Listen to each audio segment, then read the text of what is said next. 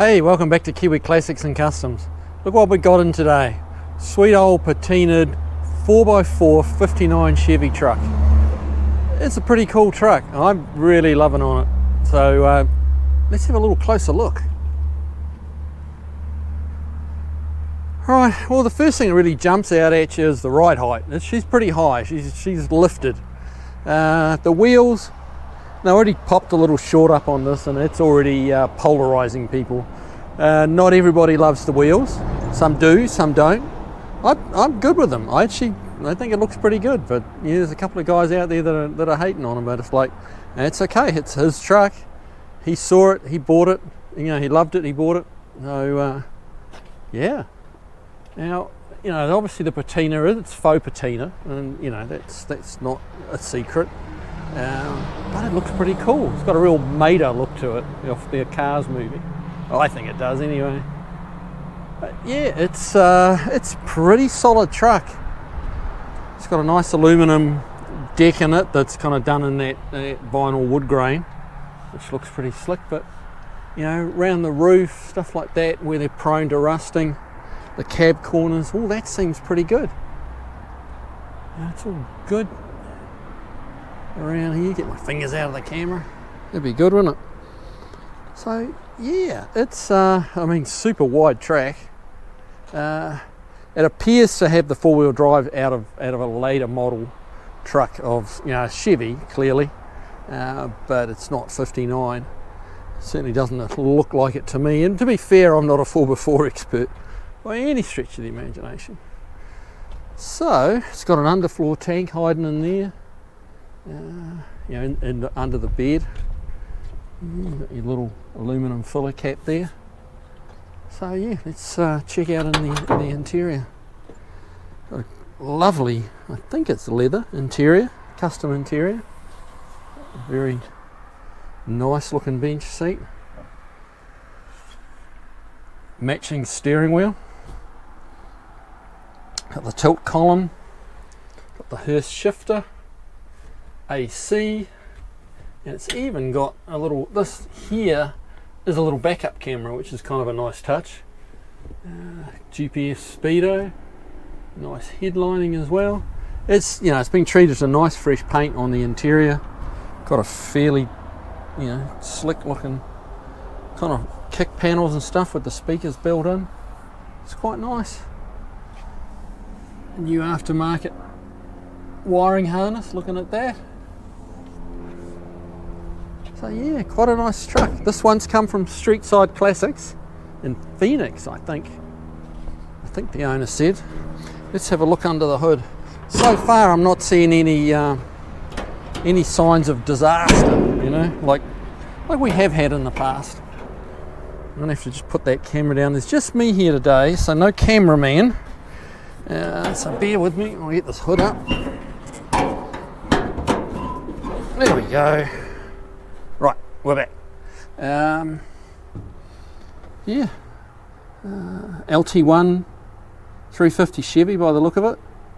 You can see the AC stuff going on. It's got a serpentine belt drive system, power steering, headers. Another one with sniper fuel injection. And it seems to be running pretty good. It idles a little fast, if anything. But I haven't really had a chance to get it warm up to temperature, so it's going to run fast when it's cold. But yeah, no signs of, you know, all this kind of in here where they have a habit of going right around the headlight eyebrows. All seems pretty intact. And yeah. So, there you go. Not a bad looking setup. Right, well, all that remains now is for me to jump up inside this 3-foot high cab. I'll jump in there like the finely tuned athlete that I am, but as I said, no cameraman, so you're going to have to take my word for that. Right, let's have a look underneath this old girl, see what we're dealing with.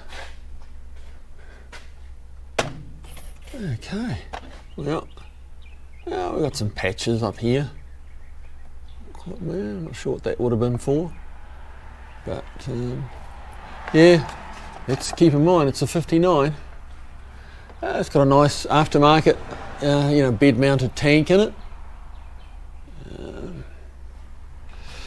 Now, it appears to be a 59 frame, but it's later model running gear. That's not a 59 rear end. It doesn't look like it to me. It's got a nice aluminum bed in it. Now, the shock absorbers, kind of zoom in here. Yeah, they got some heavy pitting in them, in the shaft. Heavy pitting. So we're going to replace those, because the first time, if it hasn't happened already, and I'm sure it probably has, first time those pits go down and past the seals in the shock absorber, it's just going to destroy them. So yeah, they should have a boot on them that helps stop that corrosion, but it's not there. So we'll get some of those coming, and yeah, let's keep moving on. It's really does seem pretty solid. Oop. Just trying to get some light on the matter here. Steve's off on a week's vacation, so it's just, I'm trying to hold the light, hold the camera, make some intelligent comments. Well, that's the most challenging part. We got there's your fuel injection pump tucked in the rail there. It all seems nicely laid out. Like, it's all got nice fittings on everything. 4x4 transfer case. That's looking. I have to have a little look and see what's going on there. That nut and washer is. It not quite right, is it? But look at the cab corners. Okay, so we're critiquing the bolt, but look at the cab corners. They're actually solid, which is, that's you don't see that very often on 90s trucks, let alone 50s trucks. So the footwells are all solid.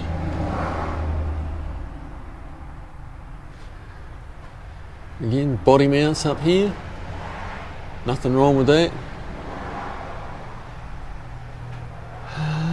You can see it's this bracket here is made up, and that's just a bit of big angle iron, but it's that's not factory.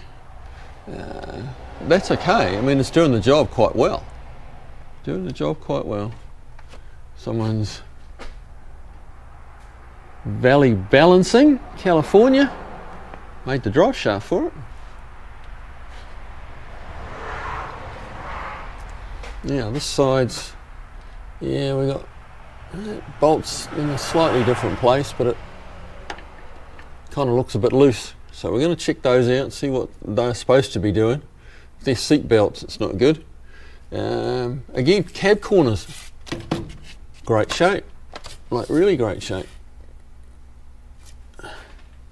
So I'm going to say, a California company did the drive shaft, maybe this is a California truck. The cab mounts are just super solid. The floor's super solid. It's got a few fasteners poking through that it didn't always have.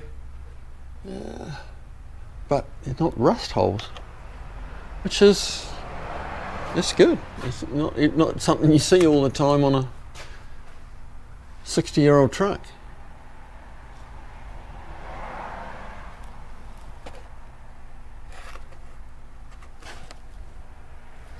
Got the disc brake front on it, which is nice. All this, that drive shaft looks, not sure it's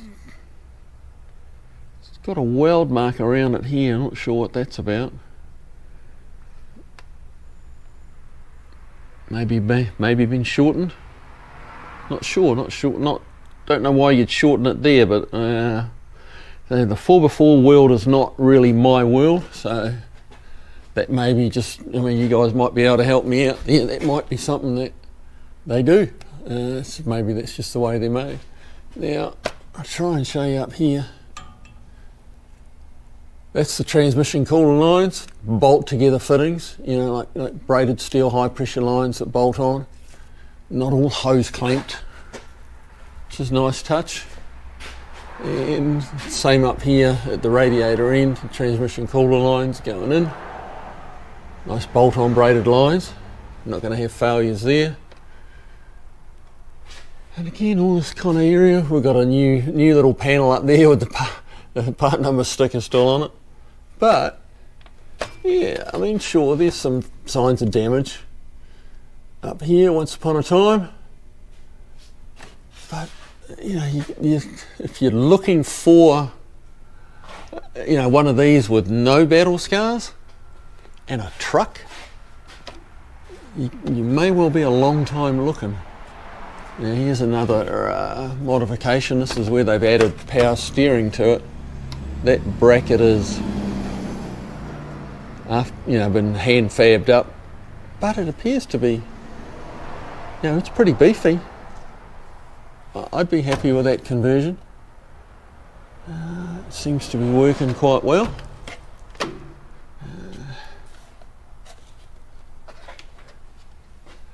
Pretty clean truck, missing the dust cover. Like so many people don't seem to want to bolt that on. And you know, this is, I guess, I don't know, is it really an off-road truck? I don't know. I mean, it's obviously set up, it's high, it's four-wheel drive. Will it go off-road? Probably not serious. I don't think you'll ever see it rock crawling. But I mean, if you're going across your fields and your farm or somewhere, just, you know, like mild off-roading, there's nothing, you know, it's real easy to get a stick or a bit of something stuck up in there in that flex plate and kind of get ground up and cause you some issues. So I'm going to get one of those covers coming for it, you know, the factory style cover. Yeah, I think you can get away with it on a road car, but even then, like, why would you? Engine mounts, it's just some like 1.5 by 3 inch box that they've used, but you know, they have bolted it into the frame.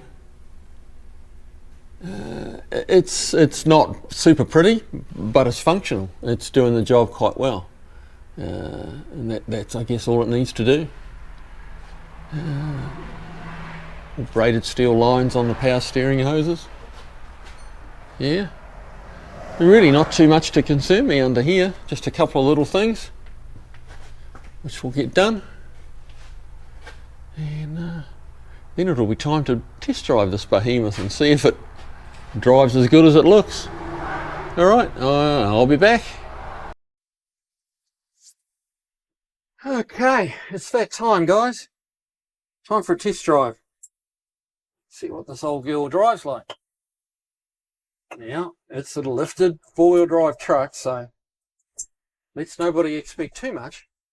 Now, we've done a few odd jobs on it. He was complaining about a lot of slack in the steering, which there was. The drop arm off the steering box was quite loose. So that was a pretty easy fix, tighten that up. And it got rid of most of the slack in it. And there's still a little bit in there, but you know, it does have a power steering box, you know, so you're going to get a little bit of play. The brakes were very, very long. That turned out to be an issue with the way they bolted the booster to the booster master combo onto the firewall. And they'd only used 3 bolts instead of 4 to bolt it all on. Just didn't bother with the 4th one, which was allowing it to flex quite a bit. 2 of the bolts were loose. The one that was tight, they'd used a bolt with too long a shank, and it was tight, but the nut was tight on the thread, you know, on the where it had run out of thread. It wasn't actually tight into the bulkhead. So every time you put your foot on the brake, the master cylinder combo is kind of just waving around the place. So gave you about 1.5 inches of extra travel at the pedal. So yeah.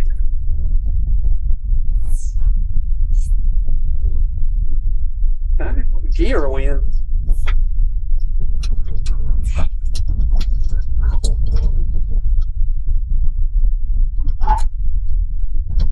Wow. This thing is very low geared.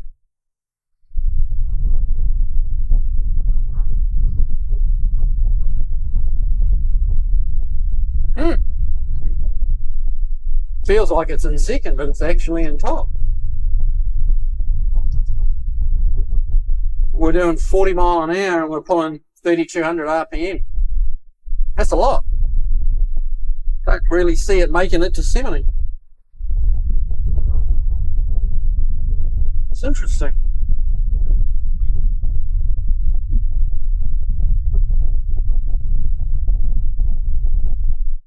It is in two-wheel drive, I know that, but almost feels like it's in low range. And it's 4,000 RPM and just over 50 mile an hour. Ooh, that's going to be hard to live with.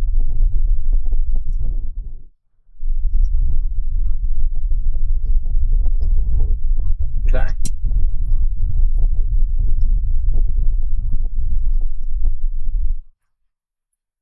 Get off the main road a bit and we'll just check these gears and make sure we are actually getting top gear. It's got that ratcheting type B&M shifter, so don't believe it's a reverse gate. That seems incredibly low.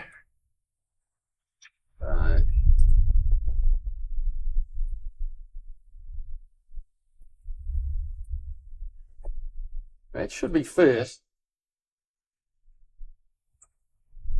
Yep. It's second. That's third. Yep, we're getting... That's wild. Yeah. Just make sure I'm not... We may have to speed this up a little bit in editing, but this is not... What you can't see off camera is me trying to change the four-wheel high and low race shifter, which is not shifting. That's not even thinking about. Let me... Oh, there we go. Putting in neutral helps.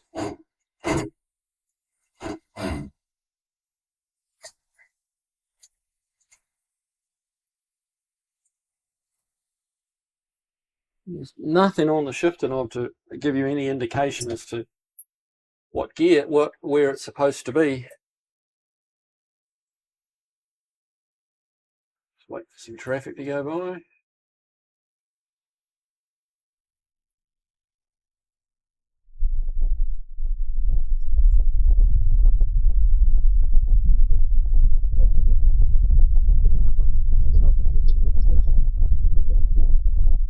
Sure, there's a bit of a... That's changed our ratios dramatically. We've got a very unusual noise going on though. Sure what that is. Alright. It's not quite ready to go be delivered home yet, but that is the first drive around the block in this thing, so we're finding out things as we go. But we do appear to be in a higher range now, which is a good thing. But we got a quite unpleasant kind of rattle on acceleration. It doesn't drive, it drives how I expected it. I can't say it drives good, it drives how I expected it to. You know, it tracking over the bumps, but you know, it's live front and rear axle, oversized tyres on it. It's kind of doing what I would have expected it to do. But yeah, don't know what that noise is. It's under acceleration. I'm not sure whether you guys can hear it, but it is a cross between a rattle and a vibration, which that's kind of odd. Not sure what that is.